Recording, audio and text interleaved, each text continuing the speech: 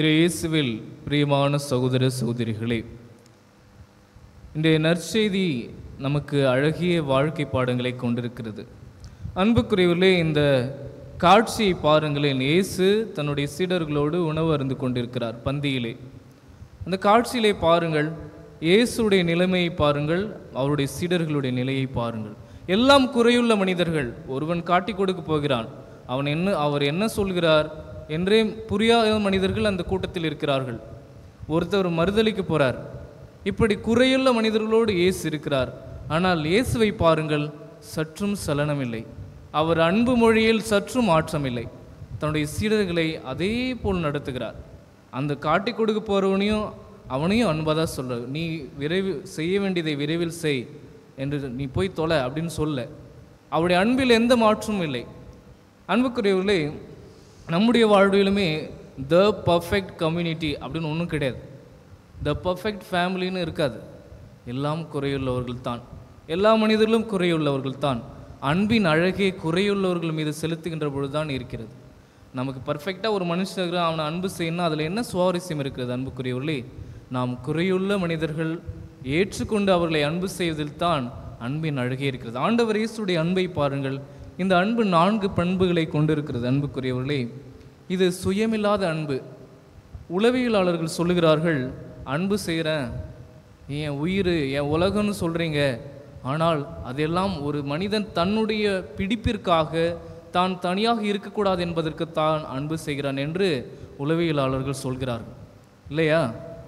சில நேரங்களில் நான் தனியாக போயிடணும் என்ற பயத்தில் தான் ஒரு அன்பு செய்கிறோம். நாம் எங்கே என் வாழ்க்கையில் ஒரு பிடிப்பு இல்லாமல் போயிடுமேன்னு தான் நம்ம அன்பு செய்கிறோம்.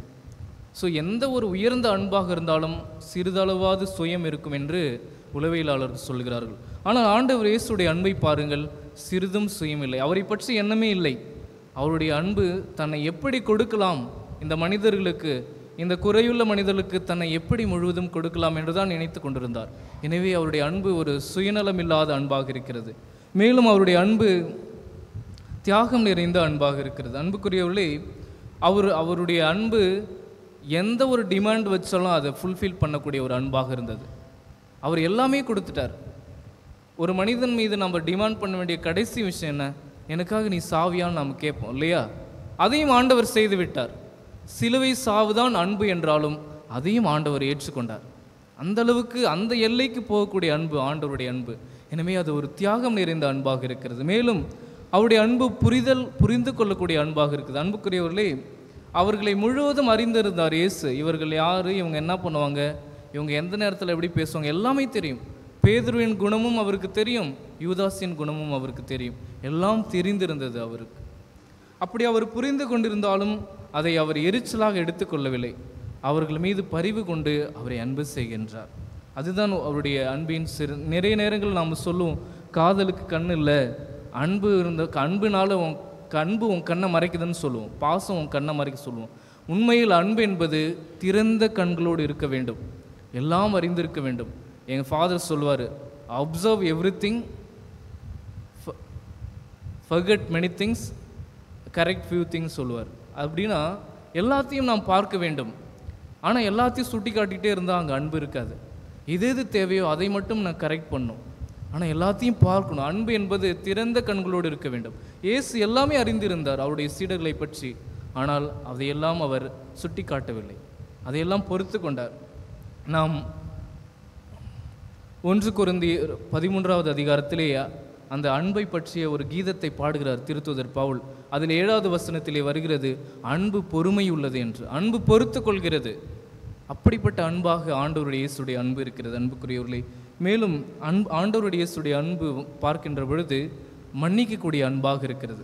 ஒரு அன்பு அந்த காலப்போக்கிலே மன்னிக்க கற்றுக்கொள்ளவில்லை என்றால் அந்த அன்பு நிலைத்து நிற்காது, அது இறந்து போய்விடும். எனவே அன்பில் நாம் வளர்கின்ற பொழுது ஒரு காலகட்டத்தில் அது முதிர்ச்சி அடைந்து மன்னிக்கும் பண்பை பெற வேண்டும். ஆண்டவர் இயேசுடைய அன்பு மன்னிக்கக்கூடிய அன்பாக இருந்தது. எனவே தான் அவருடைய அன்பு கடைசி வரைக்கும் அவர்களுக்காக இருந்தது. அன்புக்குரியவர்களே, இந்த மனுஷன், இந்த இயேசு பாருங்க, அவருடைய வாழ்வில் எதை குறித்தும் அவருக்கு வருத்தம் இல்லை. அவர் சாக போகிறாரு, சிலுவை ஏற்றுக்கொள்ளப் போகிறார், அதற்கும் அவர் வருத்தப்படவில்லை. ஏனென்றால் நிறைவாக அவர் அன்பு செய்தார். வாழ்வில் நாம் பல சாதனைகளை செய்கிறோம், பல காரியங்களை முடித்து காட்டுகிறோம். ஆனால் நாம் படுக்கைக்கு செல்லுகின்ற பொழுது ஏதாவது ஒரு இதை செய்யாமல் விட்டுடனே அப்படின்ற வருத்தம் நமக்கு இல்லாமல் இல்லை. உண்மையா இல்லையா? ஏதாவது ஒரு வருத்தம் மனிதர்களாகி நமக்கு இருக்கும். ஆனால் நாம் அதையெல்லாம் இல்லாமல் மன நிறைவோடு செல்ல வேண்டும் என்றால் அன்பு செய்தால் மட்டும் போதும். நாம் நிறைய நேரத்தில் கோட்டை விட்டுலாம், நிறைய காரியங்கள் செய்யாமல் இருக்கலாம். ஆனால் அன்பு மட்டும் நாம் தினதோறும் செய்து விட்டோம் என்றால் மனதில் நிம்மதியோடு நாம் உறங்கலாம். எனவே அன்பு செய்ய நாம் முயற்சி செய்ய வேண்டும். அன்புக்குரியவர்களே, அதற்கு யாரை நாம் எடுத்துக்காட்டாக கொள்ள வேண்டும் என்றால் ஆண்டவர் இயேசுடைய அன்பு தான். இப்பொழுது நாம் பார்த்தோம், இந்த பண்புகளெல்லாம் நிறைந்த ஆண்டவர் இயேசுடைய அன்பு, அதை நாம் ஒரு மாதிரியாக வைத்துக்கொண்டு நாம் அன்பு செய்ய வேண்டும். ஆண்டவர் இயேசு யோவான் நற்செய்தி 15வது அதிகாரம் 12வது வசனத்திலே கூறுகிறார், நான் உங்கள் மீது அன்பு கொண்டிருப்பது போல.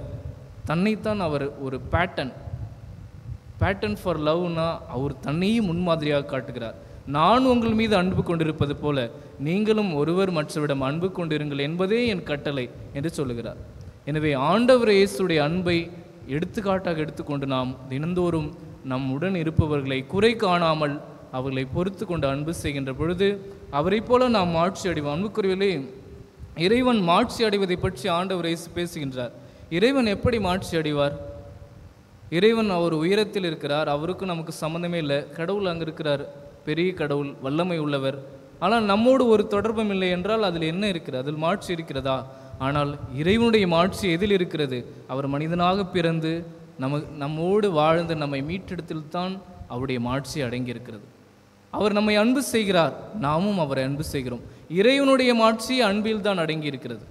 எனவே அன்புக்குரியவர்களே, அந்த இயேசுடைய அன்பை நம் வாழ்வில் கொண்டு இருக்கின்ற பொழுது நம்முடைய வாழ்வும் மாட்சிக்குரியதாக இருக்கும். நாமும் மாட்சி பெறுவோம். அன்புதான் நமக்கு, லவ் இஸ் க்ளோரி, அன்புதான் மாட்சி நிறைந்தது. அன்புக்குரியவர்களே, எனவே அன்புள்ளவர்களாக வாழ்வோம், இயேசுவை போல அன்பு செய்வோம். குறைகளை காணாமல் நம்மோடு இருப்பவர்களை அன்பு செய்து வாழ முயற்சி செய்வோம். அதற்கான அருள் இந்த திருப்பலியிலேயே தொடர்ந்து மன்றாடுவோம்.